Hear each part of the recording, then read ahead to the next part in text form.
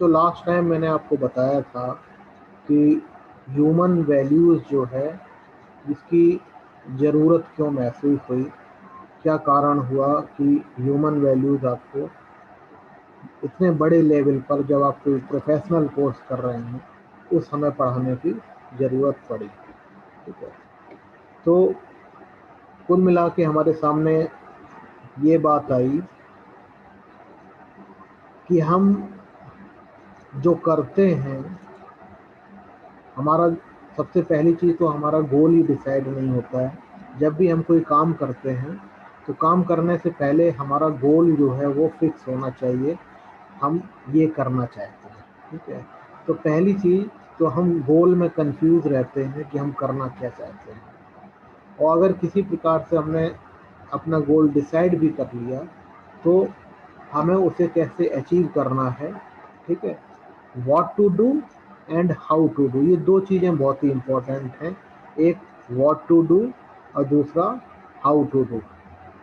तो पहले तो हम व्हाट टू डू में ही कंफ्यूज रहते हैं कि हमें करना क्या है, और अगर हम किसी प्रकार से करना क्या है ये डिसाइड कर लेते हैं तो उसके बाद फिर वो कैसे करना है इसके बारे में हम अच्छे से इसको नहीं कर पाते हैं, और इसी कारण हम अपने गोल में फेल हो जाते हैं।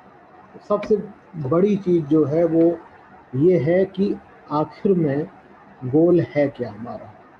ठीक है, हम पढ़ाई करते हैं, एग्ज़ाम देते हैं, एग्ज़ाम देने पास हो जाते हैं, फिर अगली क्लास में पहुंच जाते हैं, फिर वही रिपीट करते रहते हैं, और फाइनली हमें डिग्री मिल जाती है। नौकरी के लिए अप्लाई करते हैं, नौकरी के बाद प्रमोशन के लिए अप्लाई कर देते हैं, प्रमोशन के बाद फिर और कैसे ज़्यादा से ज़्यादा इनकम बढ़े उसके लिए प्रयास करते रहते हैं। तो कुल मिला के हमारी जो इच्छाएं हैं या हमारा जो वास्तविक गोल है वही नहीं डिसाइड हो पाता है। मैंने बताया था कि किसी भी व्यक्ति का जो वास्तविक गोल है, जीवन का जो उद्देश्य है, वो अंततः जा कर के ये है कि to achieve the continuity of happiness. हम में से हर एक व्यक्ति क्या चाहता है, सुख चाहता है, और सुख की निरंतरता चाहता है। ठीक है, तो ये हमारा अल्टीमेट गोल है, अल्टीमेट एम है, सुखी होना, और वो जो सुख मिला है उस सुख की निरंतरता को बनाए रखना। तो ये हमारा मेन गोल है। अब आप में से कोई भी देखिए, सोचिए, कोई कहेगा कि मैं इतना पैसा कमाना चाहता हूँ, कोई इंजीनियर बनना चाहता हूँ, कोई डॉक्टर बनना चाहता है, कोई कुछ बनना चाहता है, कोई नेता बनना चाहता है, लेकिन अल्टीमेटली बनना किस लिए चाहता है? क्यों? कि अपनी ज़रूरतें पूरी करने के लिए। अब ज़रूरतें दो प्रकार की होती हैं, एक तो मस्तिष्क की आवश्यकता और दूसरी बॉडी की आवश्यकता। बॉडी एंड माइंड, ये दो चीज़ें हैं, दोनों चीज़ों की अलग अलग आवश्यकताएं होती हैं, और आवश्यकताओं को पूरा करने के लिए हम जीवन भर प्रयास करते रहते हैं। लेकिन जब प्रयास करते हैं तो हमारे प्रयास जो हैं वो दूसरों के द्वारा इन्फ्लुएंस हो जाते हैं। ठीक है, जैसे मैंने एक एग्जाम्पल बताया था कि साइकिल थी, साइकिल से फिर बाइक खरीदी, बाइक से कार खरीदी, फिर उसमें भी ये हुआ कि फलाने के पास तो ये नहीं, ये बड़ी वाली कार है ना। तो अल्टीमेटली है क्या कि हम अपनी आवश्यकताओं को निर्धारित ही नहीं कर पाते हैं कि हमारी आवश्यकताएं हैं कितनी, है ना। और हम क्या करते हैं, हम दूसरों के द्वारा प्रभावित होते हैं कि उसके पास ये है तो हमारे पास भी इतना होना चाहिए। और जब हम ऐसा सोचते हैं तो हमारी कभी भी जो हमारा गोल है वो कभी भी कंप्लीट या फुलफिल नहीं हो पाता है। तो ये ज़रूरी है जीवन में कि सबसे पहले तो अपनी आवश्यकताओं को समझना, और फिर आवश्यकताओं को समझने के बाद उसको हम कैसे प्रोग्राम करें, क्या प्रोग्राम करें कि उन आवश्यकताओं की पूर्ति हो जाए, और पूर्ति होने के साथ साथ हमारी जो कंटिन्यूटी ऑफ हैप्पीनेस है वो भी बरकरार रहे। ठीक है, मान लीजिए पैसा कमाने में आप इतना जुट गए कि इतना तल्लीन हो गए कि आपने रिश्तों को समय नहीं दिया, तो रिश्तों को जब समय नहीं देंगे तो फाइनली क्या होगा कि घर में कलह होगी। ठीक है, बीवी से अलग लड़ाई होगी। ठीक है, और वो कहेगी घूमने नहीं, घुमाने नहीं ले जाते हो, यहाँ नहीं करते, ये नहीं करते हो, तुम बस पैसा कमाने में लगे रहते हो। बच्चों को अलग आप समय नहीं दे पाओगे तो बच्चे भी कहेंगे कि अरे कौन से, वो सुना नहीं कि वो अच्छा ये रात रात भर काम करते हैं, बता पापा पहुंचे कि लो रात वाले पापा आ गए, तो बच्चे पहचानेंगे नहीं कि कौन से पापा हैं ये दिन में। तो कुल मिला के जो हमारे रिलेशनशिप हैं उन रिलेशनशिप को टाइम चाहिए। ठीक है, हर एक की अपनी आवश्यकता है, और जब हम उन आवश्यकताओं का जो समय है वो उधर से खींच करके पैसा कमाने में लगाते हैं तो अंततः कहाँ पहुँचते हैं, वहीं पहुँचते हैं कि आखिरी समय में बेटा बाप से कहता है कि तुमने हमारे लिए किया ही क्या है। ठीक है, और पत्नी जो है वो पति से कहती है कि तुमने सब कुछ किया लेकिन हमें समझ नहीं पाए, जिंदगी भर हम तुम्हारे साथ रहे लेकिन तुम हमको कभी समझ नहीं पाए। ये अक्सर सुनने में आता है। तो ऐसा इसीलिए होता है क्योंकि हम अपनी आवश्यकताओं की पूर्ति, कितनी आवश्यकता है और कैसे उस आवश्यकता की पूर्ति करें, उसके लिए कितना समय दें और बाकी समय कितना समय रिश्तों को दें, हम ये नहीं डिसाइड कर पाते हैं, और इसी कारण हम दुखी होते हैं। जब आपके पास पैसा आ जाता है उसके बाद भी आप दुखी रहते हो, है ना। अभी अभी तो ये सब चीज़ें हैं। तो कुल मिला के एक आपके अंदर एक अंडरस्टैंडिंग होनी चाहिए, समझ होनी चाहिए। ठीक है, कि हमारी कितनी आवश्यकता है, क्या हमारी बॉडी की आवश्यकता है और क्या हमारे माइंड की आवश्यकता है। ये भी एक बहुत इम्पोर्टेंट चीज़ है कि क्या बॉडी की ज़रूरत है और क्या दिमाग की ज़रूरत है। ठीक है, तो जो बॉडी की आवश्यकता होती है वो तो जानवर भी पूरी कर लेते हैं, करते हैं कि नहीं। तो जब उन्हें भूख लगती है तो वो चिल्लाने लगते हैं, अगर बंधे हुए हैं, अगर नहीं बंधे हैं तो अपना जाके चरे आते हैं कहीं पर भी। तो बॉडी की जो आवश्यकता होती है वो जानवर भी पूरी कर लेते हैं, लेकिन मस्तिष्क की आवश्यकता जो होती है वो मनुष्य ही पूरा कर पाता है। तो यहाँ पर दो प्रकार की चेतनाएं होती हैं, एक होती है जीव चेतना और एक होती है मानव चेतना। ठीक है, इसको बोलते हैं कॉन्सियसनेस। कॉन्सियसनेस दो प्रकार की होती हैं, एक ह्यूमन कॉन्सियसनेस और दूसरी एनिमल कॉन्सियसनेस। ठीक है, मानव चेतना और जीव चेतना, दोनों में अंतर केवल यही है।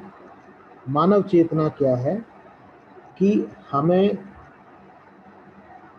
खाने के साथ साथ जो शारीरिक आवश्यकता है उसके साथ साथ भी हमारे मन की आवश्यकता भी पूरी हो रही है। इस चीज को जो समझ लेता है वो मानव चेतना कहलाती है। और जीव चेतना क्या है कि शरीर की आवश्यकताओं को केवल समझता है, उसके लिए मन की आवश्यकताओं की कोई वैल्यू नहीं है। ठीक है ना, कुत्ता है, कुत्ते को आप रोटी डाल दो, खाने लगेगा रोटी, और उसके बाद 4 लात मार दो, 4 लात मारोगे तो किकियाएगा, और किकियाने के बाद दोबारा से रोटी डाल दोगे तो दोबारा खाने आ जाएगा। तो ये है जीव चेतना, एनिमल कॉन्शियसनेस। क्यों? क्योंकि उसके अंदर सोचने समझने की शक्ति नहीं है, उसके अंदर केवल बॉडी की आवश्यकता पूरी करने की क्षमता है, वो केवल अपनी बॉडी की आवश्यकता पूरी करना चाहता है। और वही मनुष्य जो है उसकी दोनों चीज़ें फुलफिल होनी चाहिए, बॉडी की आवश्यकता भी पूरी होनी चाहिए और शरीर की आवश्यकता भी पूरी होनी चाहिए। मान लीजिए कि आपको किसी ने 56 भोग खिलाए, तरीके तरीके के पकवान खिलाए, पूड़ी कचौड़ी हलवा सब कुछ खिलाया, और खिलाने के बाद आपको 4 जूते मार दिए, या सिंपली आपसे ये कह दिया, अरे यार कैसी बेकार सी जो है शर्ट पहन के आ गई, इतनी बढ़िया हमने तुम्हें पार्टी दी और तुम ये फटे जूते पहन के आ गए। तो क्या हुआ कि जूता मार दिया उसने खिलाने के बाद। तो पचेगा आपको? कभी नहीं पचेगा।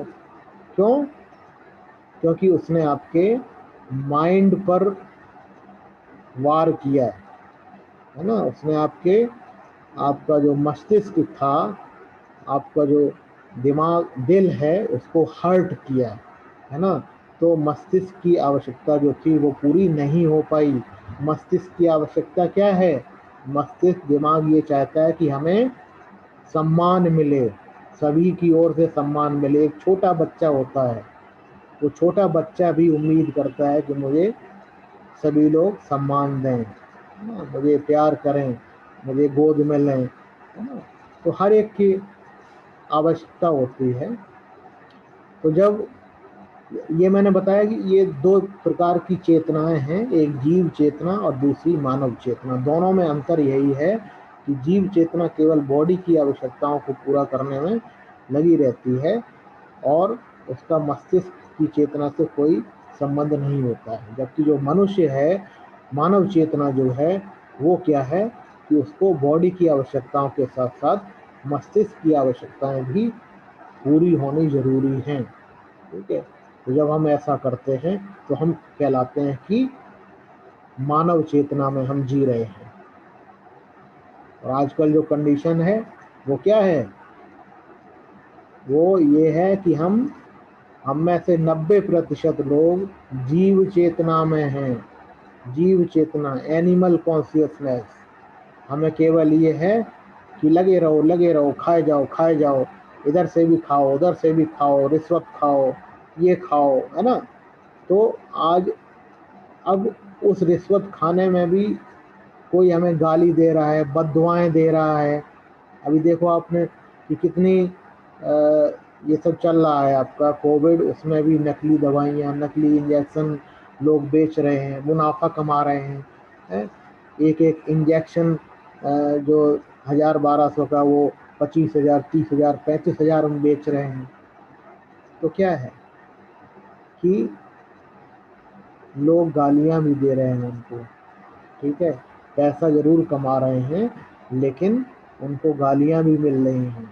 तो हम क्या है कि आज हम जीव चेतना में जी रहे हैं।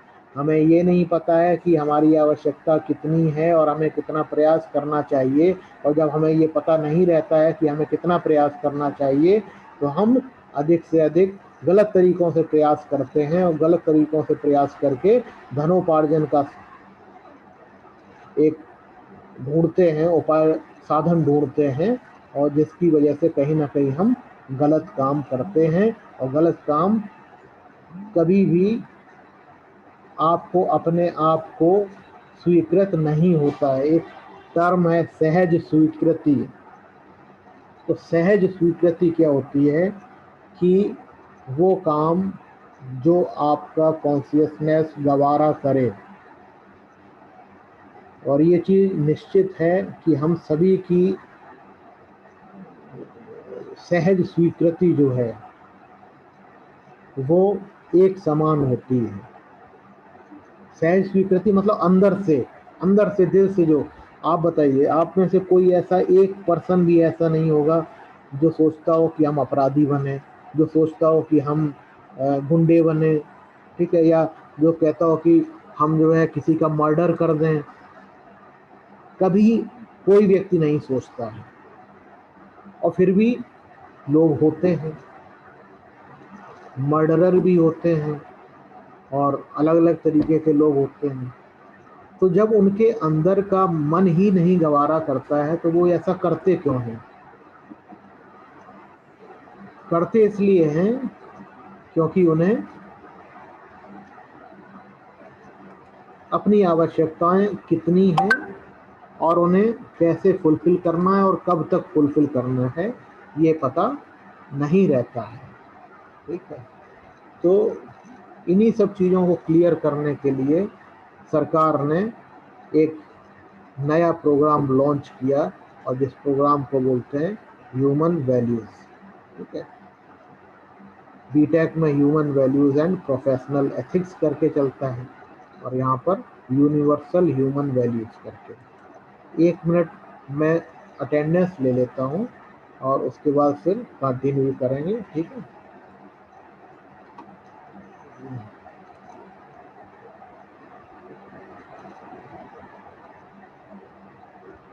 अटेंडेंस की मैं फ़ोटो ले लेता हूँ जितने भी स्टूडेंट्स हैं, और अगर किसी की रह जाए या गलत लग जाए तो मुझे बाद में मैसेज कर देना कि सर मैं क्लास में था, मेरी अटेंडेंस नहीं लग पाई। रामवीर सिंह,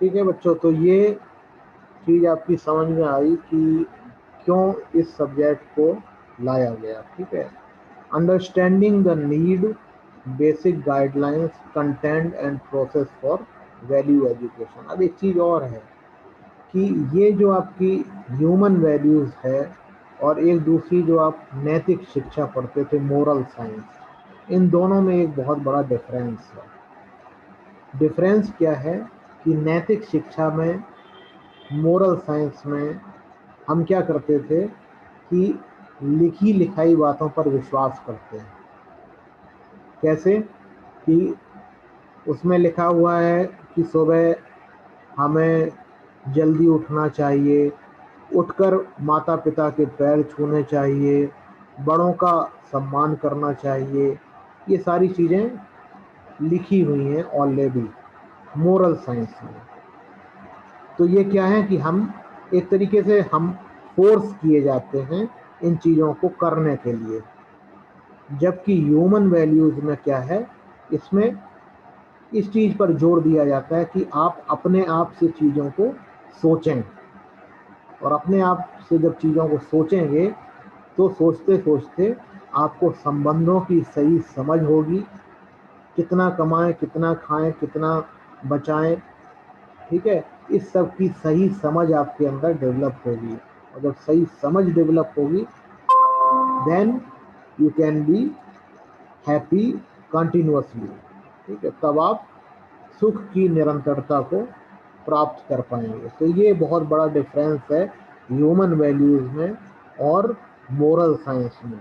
मोरल साइंस सुनी सुनाई चीज़ों को हम पर थोपती है, वो डूज एंड डोंट्स पर बेस्ड है कि ये करो और ये ना करो।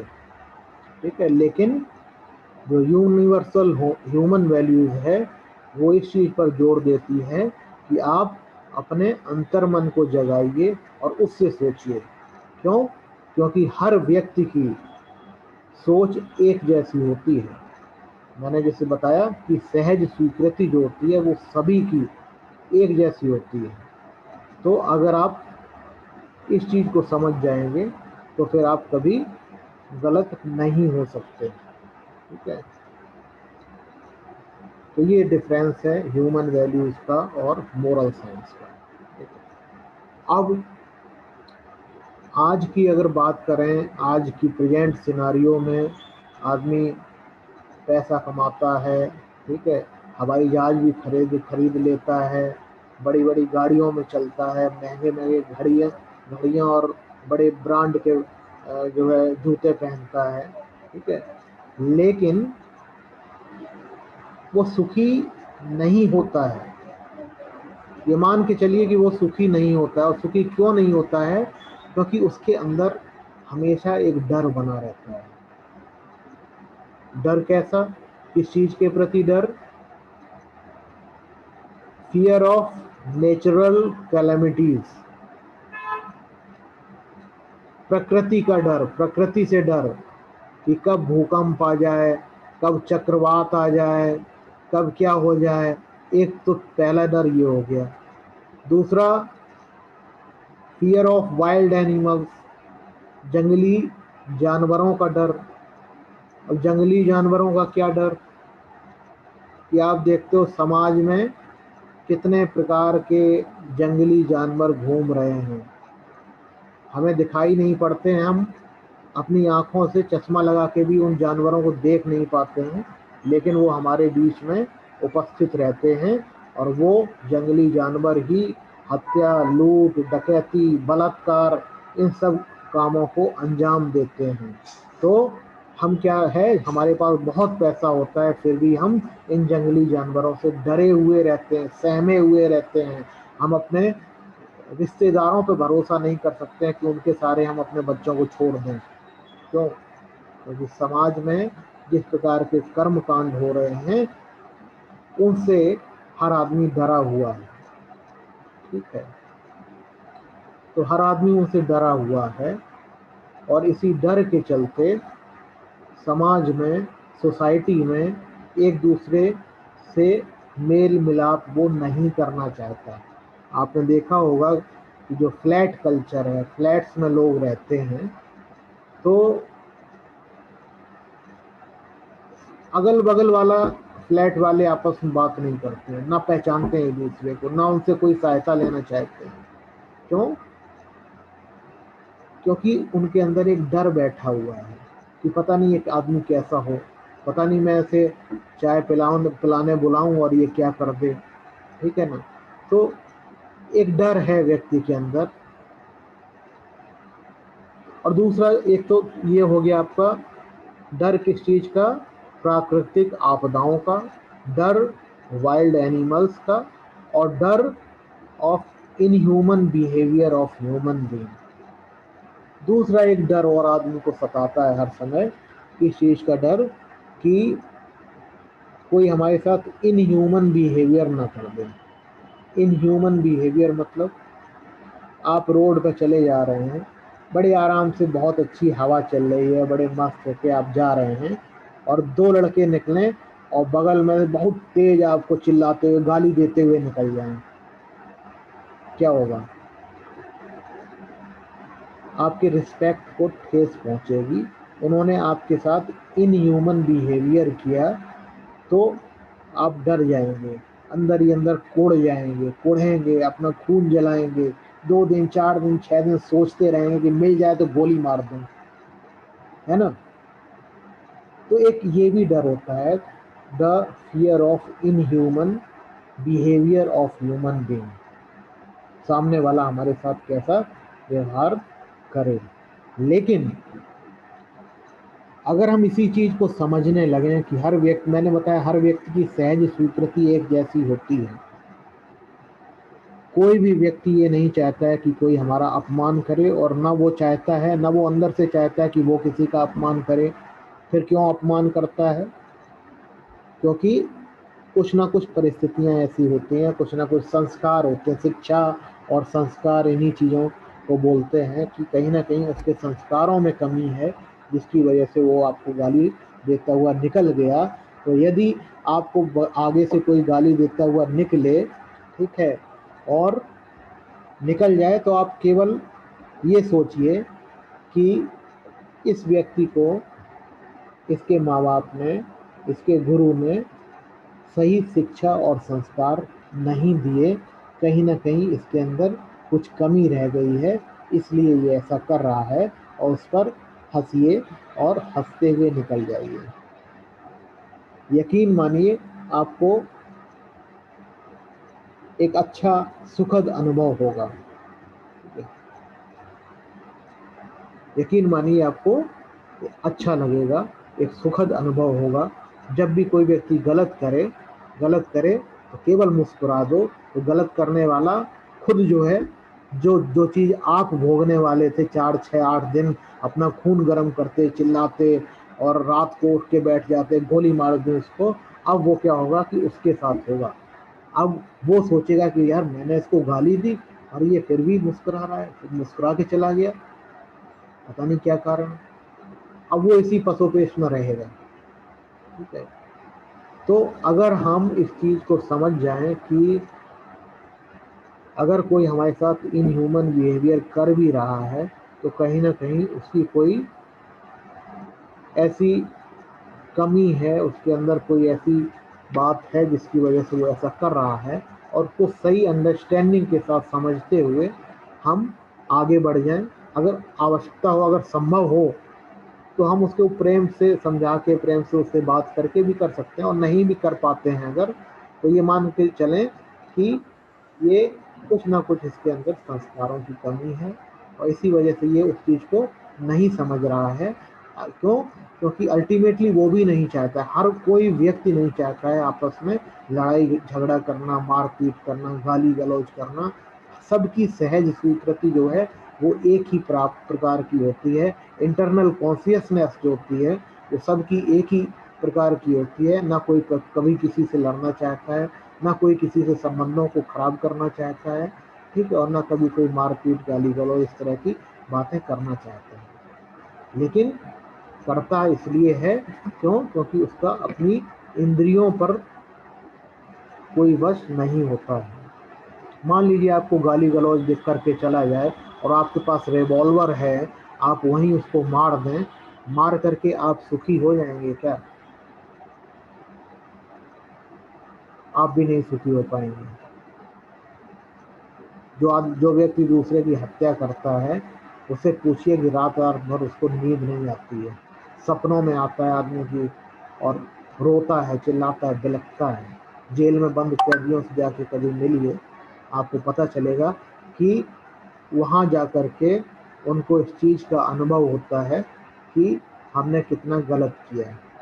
ठीक है, तो इस चीज़ को हमें समझना चाहिए कि अगर कोई व्यक्ति गलत कर रहा है तो उसको हम एक क्षण की बात होती है, उस क्षण में, उस पर्टिकुलर टाइम में अगर आपने उस चीज़ को इग्नोर कर दिया तो बड़े से बड़े कांड होने से बच जाते हैं। और नहीं तो फिर क्या है, गोलियां चलती हैं, मार पीट, लड़ाई दंगा, घर जलाओगे उनके, वो तुम्हारे जलाएंगे। और ये दुश्मनी ऐसी चीज़ होती है कि सालों साल, पीढ़ियों दर पीढ़ियों चलती रहती है। और ऐसा व्यक्ति कभी सुखी नहीं हो सकता। ये मान के चलिए, आप किसी से भी दुश्मनी करके देख लीजिए, दुश्मनी करके कम से कम व्यक्ति आज तक कभी भी सुखी तो नहीं हो पाया है। बड़े से बड़े दुश्मन होंगे, वो भी आपस में सोचते होंगे, यार क्या ये हर समय डर बना रहता है इसका, मैं इसको मार दूँ, वो उसको मार दूँ। वो भी अल्टीमेटली ये चाहते हैं कि हम निर्भय होकर के सोसाइटी में, समाज में रहें, निर्भय होकर के चलें। जब हम कहीं भी जाएं तो हमारे बच्चे सुरक्षित रहें, हमारा परिवार सुरक्षित रहे, हम सुरक्षित रहें, और किसी प्रकार की कोई आपदा हमारे ऊपर ना आए। ठीक है, तो डर एक बहुत बड़ी चीज़ है।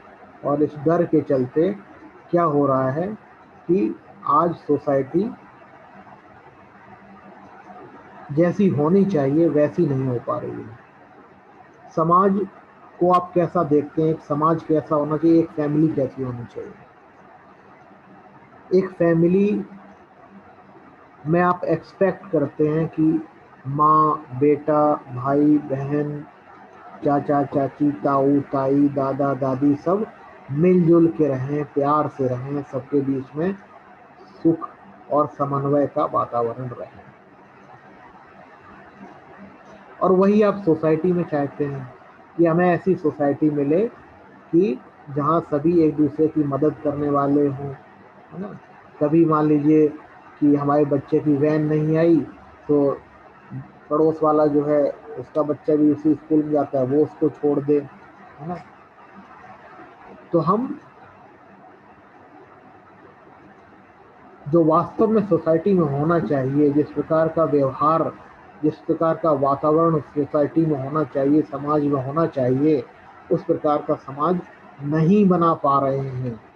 और नहीं बना पा रहे हैं, उसके कारण उसके पीछे जो मेन कारण है वो यही है कि हमारे अंदर डर भरा हुआ है, हमारे अंदर भय व्याप्त है कि अगर हमने इससे ज़्यादा मेल जोल बढ़ाया तो कल को ये हमारे पीठ पीछे आके कोई कांड ना कर दे, या यही कि मान लीजिए हमसे तो कहीं पैसे न मांगने लगे, आके पैसे मांग के फिर भाग ना जाए पैसे हमारे लेकर के। तो एक इस प्रकार का डर हमारे अंदर बना रहता है, जिसके चलते सोसाइटी आज जैसी होनी चाहिए उस प्रकार की सोसाइटी नहीं बन पा रही है, और व्यक्ति अकेलेपन की ओर अग्रसर हो रहा है। अकेलापन, यकीन मानिए कि ये तो मैंने फैमिली की बात, ये सोसाइटी की बात तो बहुत दूर है। एक फैमिली की बात भी करें तो फैमिली में भी आज की कंडीशन ये है कि लड़का बाप पर भरोसा नहीं करता है, बाप लड़के पर भरोसा नहीं करती है, पति पत्नी पर भरोसा नहीं करता है, और पत्नी पति पर भरोसा नहीं करती है। ठीक है, और जब भरोसा नहीं होता है, ट्रस्ट नहीं होता है, तो वो संबंध जो है वो हमेशा दुख देते हैं, पीड़ा का कारण बनते हैं, वो कभी भी आपको सुख नहीं दे सकते हैं। ठीक है, तो फैमिली में ही व्यक्ति एक सामंजस्य बिठा के नहीं चल पाता है, फैमिली में ही उसे डर बना रहता है, फैमिली में ही उसे ये परेशानी बनी रहती है कि हमारे पीठ पीछे पता नहीं क्या बात करते हैं ये लोग, पता नहीं क्या साजिश रचते हैं, है ना। भाई भाई सोचता है कि हमारे खिलाफ साजिश रच रहा है, अगर कोई नॉर्मल बात भी कर रहा हो आपके दिमाग में यही चलेगा ये हमारे खिलाफ पता नहीं क्या साजिश कर रहा है। तो फैमिली तक में एकाकीपन आ गया है, अकेलापन आ गया है, और यही कारण है कि आज आदमी कहाँ पहुँच गया है कि लड़के के पास अपना मोबाइल है, लड़की के पास अपना मोबाइल है, बाप के पास अपना मोबाइल है, माँ के पास अपना मोबाइल है, और सभी अपने अपने मोबाइल में लगे हुए हैं। आपस में उन्हें किसी को बात करने की आपस में फुर्सत नहीं है। कोई पबजी खेल रहा है, कोई अलग अलग तरह की पिक्चरें देख रहा है, कोई कुछ कर रहा है। तो सबका सबका एक अलग अलग, सबकी अपना अलग अलग लाइफ हो गई है, अलग अलग जीवन हो गया है, और जो समय उन्हें एक दूसरे को देना चाहिए वो समय वो ना दे करके वो समय सोशल साइट्स पर देते हैं, मोबाइल्स पर देते हैं, गेम खेलने में देते हैं, और यही कारण बनते हैं अपराधों के।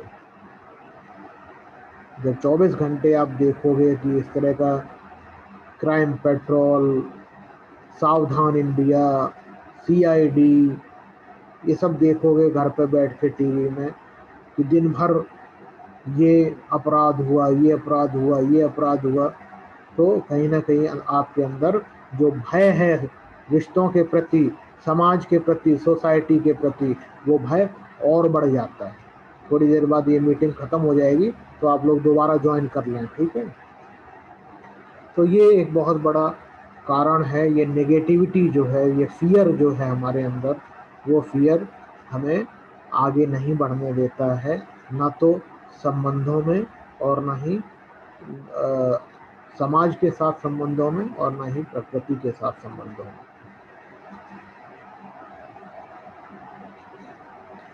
अब यदि बात करें सक्सेस की, तो